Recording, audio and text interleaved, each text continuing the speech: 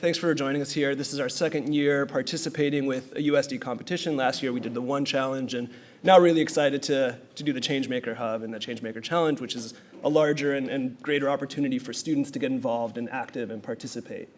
So if the screen goes blue on me and I can't see it, let me know. Someone do this.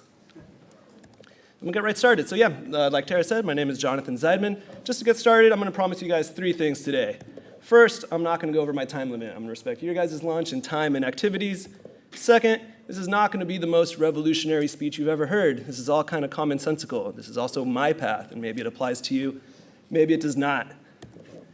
And third, I don't have all the answers. I don't even have some of the answers, and especially in your guys' lives. But I'm here to provide support and help in any way that I can and serve as a resource and share my story and kind of how I got here. So a few quick housekeeping notes. Like I said, this is my story. It's going to focus a lot on nonprofit work and the conservation field, and I realize that not all of you are here because of nonprofit and conservation interests, but I'm hoping that you guys can kind of take this story and run with it and apply it to your guys' own lives and circumstances and education, professional, and personal interests. Secondly, as you guys see, I'm a young guy. I'm not much older than you guys. Hopefully I'm not much older than you guys, so let's have a little interplay. If you guys have something to say, go ahead and say it. And third, my dad is here, so please laugh at my jokes and clap because he came all the way down. So thanks for coming out once again. I'm going to get started with a few different chapters in how I got here, and I kind of broke it down into different parts of my life and situations that I've been privileged enough to be a part of. Tara mentioned that I went to school here in San Diego, but I'm also from San Diego, and I always jokingly say that I love San Diego more than anyone I've ever met. I love the city so much. I love everything about it. And from when I was a kid, when it was a strip mall city with just big lane highways and there wasn't that much going on for it, I still loved it. And then getting to come back today after a few years out of the city and seeing our growing cultural movement, the amazing craft beer that we have here in San Diego, Balboa Park and how it's developing, and then really all of these great things about the city, it's been a pleasure and an honor for me to be from such an amazing place. And I hope you guys feel just as lucky to be here as well. So from a really young age, this is me and my grandpa. He's one of the inspirations in my life, single-handedly one of the most kind-hearted, compassionate individuals I've ever met. My family is from Mexico City, which is a city the size of San Diego with 25 million people. There's a lot of poverty in Mexico, and I can't recall one time in which I wasn't walking down the street with my grandpa and he helped someone out in a time in which he didn't have to. And that was definitely one of the early inspirations for me. Moving on, just talking a little bit about family. Once again, this is my dad who's over here, and us growing up in Chula Vista building a treehouse. And I also was very fortunate enough to have a few older cousins in my life who today are the changemaker inspirations for myself and running successful businesses in the field of conservation, in the field of nonprofit, in the field of sustainability, and always someone that I was able to look up to. So as a kid, I had a pretty interesting childhood. Kind of like everyone else's, I played AYSO soccer. I did a lot of fun stuff. But also, I would go every Sunday to St. Vincent de Paul to feed the homeless, to make beds, to donate clothes, to sort donations that they'd gotten. And this was a huge, huge part of my life. I learned about the struggles that other people have that maybe are of no fault of their own, the circumstances that individuals have unwillingly been placed within, and how everybody just needs a little bit of support sometime. The greatest experience I ever had. If I have kids one day, I'll definitely provide them that opportunity as well. And within that inspiration that I saw at St. Vincent de Paul and just people needing a meal and wanting to get ahead, I thought it'd be a great idea to go speak at the San Diego City Council and say, you know what, restaurants should be able to donate their food to the homeless shelter when they're done with it instead of throwing it away. And it was this big inspirational 10-year-old moment that I had, and they laughed me out of city council, and they said, no, you don't know what you're talking about. That's really difficult. And luckily today, that's actually an ordinance that's allowed in San Diego. Restaurants are allowed to pass off their food to the shelters, not because of anything I did, but maybe it was the initial spark of inspiration in someone's mind. And another kind of unique component of my childhood that I don't think many kids had is that my parents were involved with an organization called PSI, Sci Seminars. It's a Tony Robbins self-help sort of deal. You go and you learn about yourself. They actually brought me with them. I was the youngest person there by 40 years probably, and opening up about feelings and talking about your emotions and interpersonal relationships. And it was definitely a unique opportunity for me to think a little bit about myself and my actions, how they affect others in our community. So the lesson that I took from my childhood was there's really no winning formula for creating a socially conscious individual. But having positive role models, a great education, and an appreciation for your community and where you're from is really great. So moving on, my schooling years. I got this very embarrassing picture from high school. I went to Scripps Ranch High School. I thought it was so cool, and I really was not at all. But now you guys can all laugh at yourselves a little bit, or just keep laughing at me, which was definitely okay. Scripps Ranch High School here in San Diego was a great educational opportunity for me, and I was elected as a freshman to be a part of a program that I had never heard of, which is called Camp Anytown. They took 2 different high schoolers from each school, and they tried to take the most diverse or unique, or I don't know why, in my instance, me, individuals. They took us out to a camping experience, and city council members were there, business leaders in San Diego, teachers at the school, and we got an opportunity to talk about resolving social problems in our community. Really an incredible opportunity when you're trying to find yourself and develop an identity as a young student. Coming out of high school, I went to Santa Barbara City College for the first few years, always with the idea that I'd come back to San Diego. Like I said, I love San Diego. I went to San Diego State University, and as Tara said, I majored in sociology. I did a specialization in diversity and change, which essentially is just working with underserved communities and trying to find solutions within those efforts.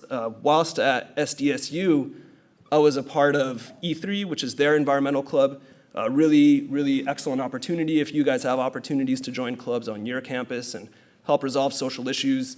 I mean, our biggest problem at that point was trying to get a bike lane put in on campus, and it took us my 4 years at the university to do so.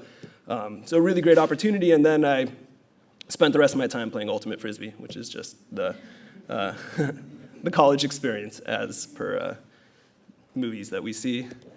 And I wanted to mention a few external factors that really motivated me at this time in my life. 2001, Fast Food Nation came out, kind of a book that was really revelationary to me. I'd never really thought too much about factory farming as an environmental issue, but after reading this book, I said, I can't eat meat anymore. And then after watching The Corporation, which I think is the greatest documentary ever made, in 2003, I said, I can't do a lot of things anymore, and really let's take a look at our lives and how it is that we interact with our community. And I recommend both of these forms of media to anyone that's interested.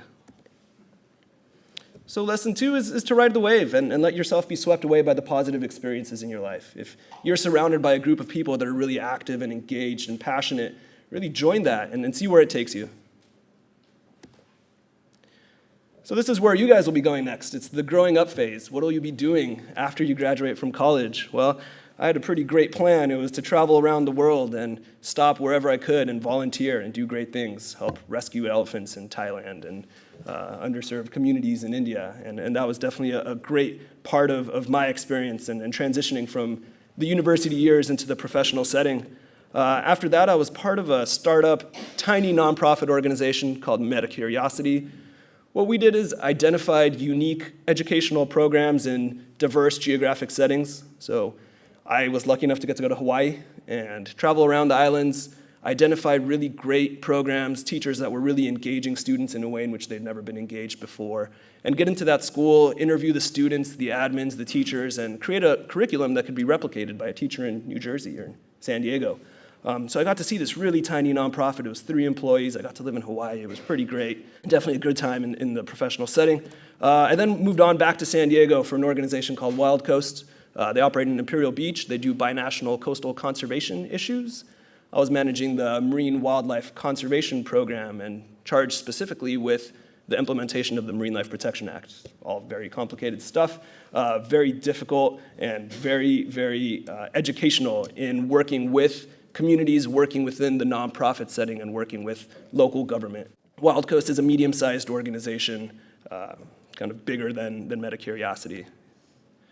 And from there, I actually started my own business, and I think that maybe was one of the areas in which the Changemaker Hub had expressed a little bit of interest in bringing me in here. It's definitely social entrepreneurship, both on the nonprofit and for-profit end. I was part of a group that started a company called Bottlehood. You guys may have seen some of our work before. We took empty glass bottles out of bars and restaurants, cut them down the middle, and made drinking glasses, made vases, made jewelry, made all sorts of unique candle holders and fun stuff. That was a great opportunity for me to be a part of a startup and not get paid for a year and learn a lot of stuff about myself and local business. And from there, I was out on the East Coast. I worked for another nonprofit organization, very large, 30 years old, 300 employees in the US, another 100 outside of the US, called Foundation to Support Animal Protection.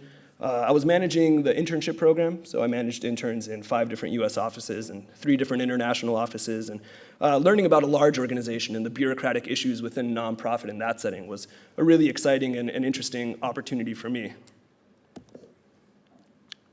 So I've worked in the field of education, conservation, animal rights. To me, one of the themes of all of the work that I've done and what that's led me to today is that all of these issues relate to one another, right? Human rights, environmental rights, wildlife conservation, and animal rights. All to me really equal community health and doing the right thing for those around us.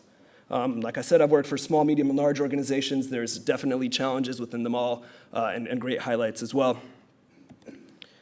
So the third lesson I have for you guys today is to do something, do anything. So many people I see kind of go out there and say, I have to find the perfect job. Well, you're not going to find the perfect job when you're 22 years old. You're going to find a lot of wrong jobs, and then you're going to find a perfect job.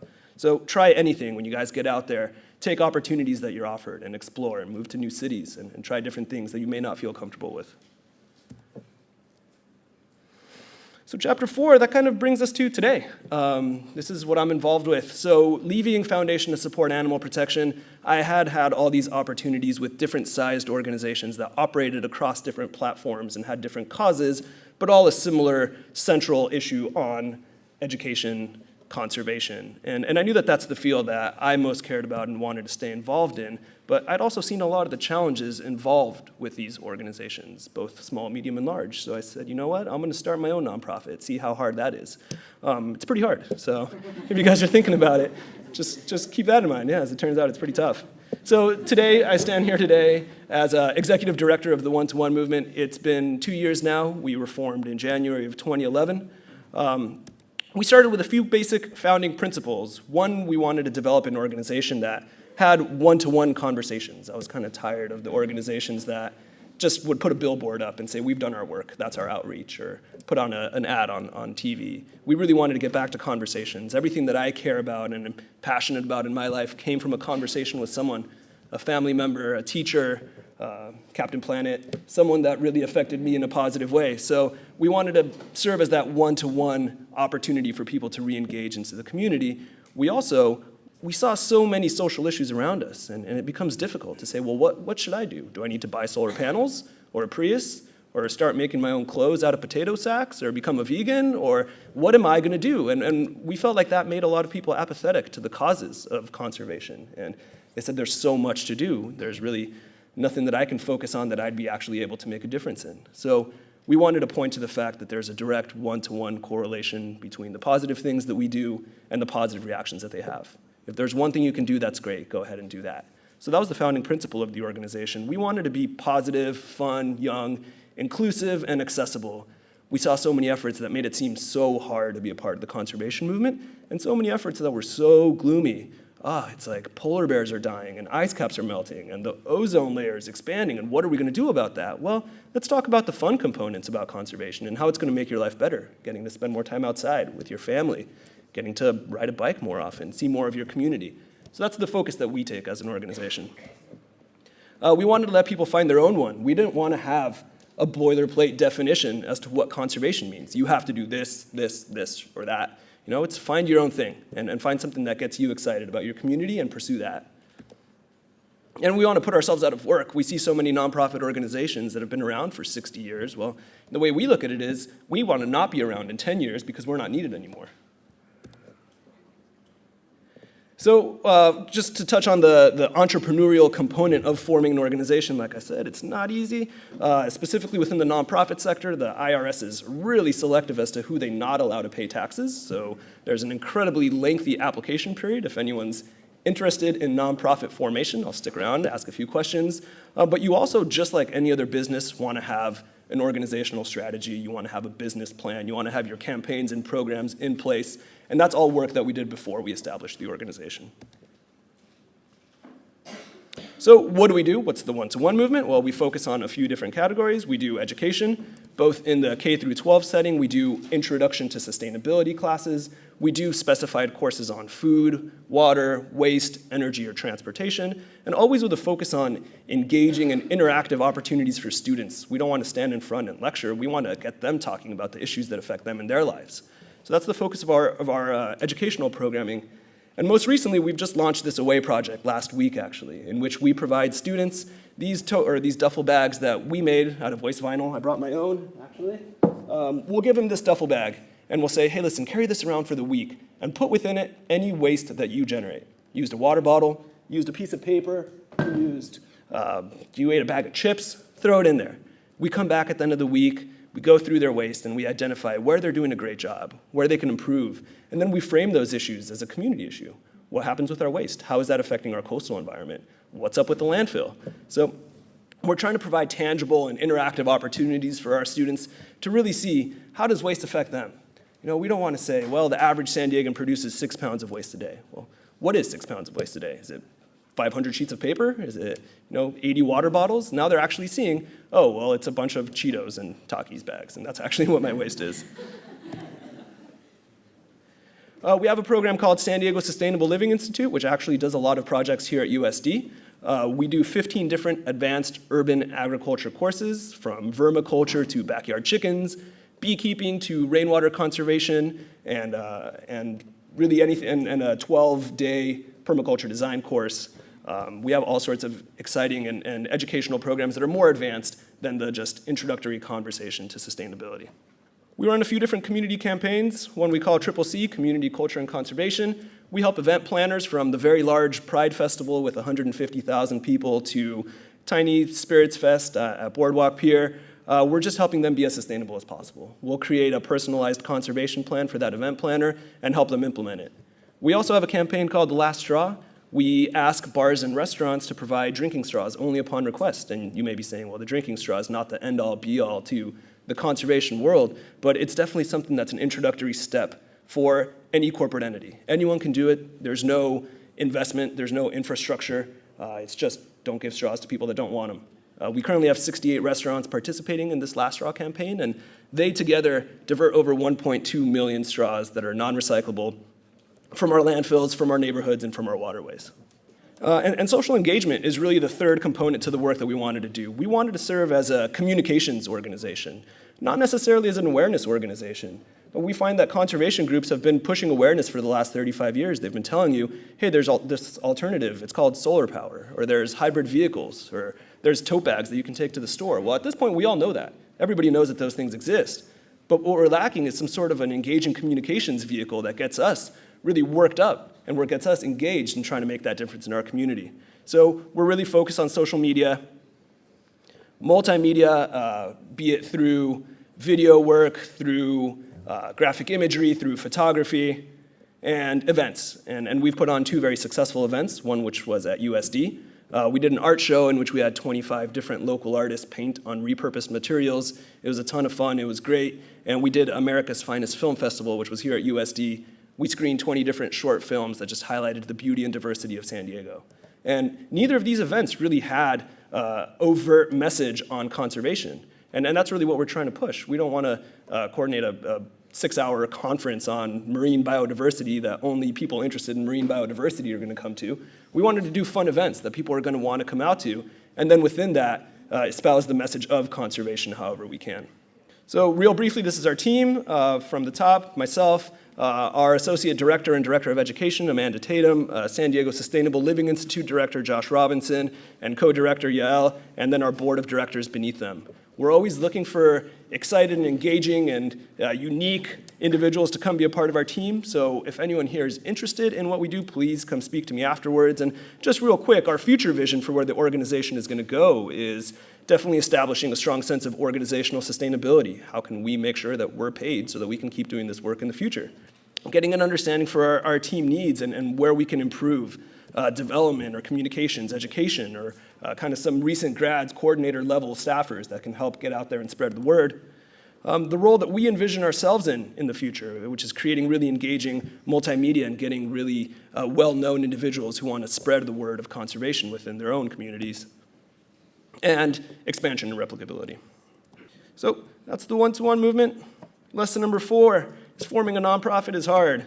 It's really hard. So if you guys are all interested in nonprofit work, please, you guys have a great nonprofit school here at USD, and use the resources that you have available to you. And like I said, please come speak to me afterwards. And we wanted to leave you with a moving forward, a message. What can you guys take away? Like I said, I talked to you guys about my story and my path, about nonprofit and about conservation, but surely there are paths that you guys are going to develop on your own. And how can we help you guys through the Changemaker competition and through your own personal, professional, and academic lives, develop the goals that you all want to move forward with. So to go through the recap real quick, we talked about the role models that you have in your life, and not only from childhood, but seeking a mentor, getting out there and asking people to help you accomplish your vision and goals, riding the wave and getting excited about something and following through with it, and then just doing something, getting out there and trying something, even if it's the wrong thing for you at that time. So what now? The takeaway from this presentation, something that I wanted to present to you guys, something that you can do in your lives, is get out there and find an individual that represents the person that you want to be when you graduate from college. Who's someone that's 22, 23 years old, that's got it right and has figured it out? And find that person. Find someone else that's you where you want to be in 5 years.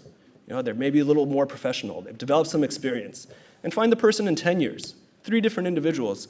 And reach out to those people and contact them and say, would you mind having an informational interview with me? Can I just sit down and ask you some questions about your life? What led you to what you are today? What was your inspiration in getting to where you are? And learn from that inspiration. Learn from the inspiration that guided them to get to where they want to be and apply that to your own lives. So like I said, my name is Jonathan Zaidman. My contact information is up on the wall. If you guys have any questions for me, please feel free to email or check out our website. And I'm going to stick around, and Tara's going to ask some questions.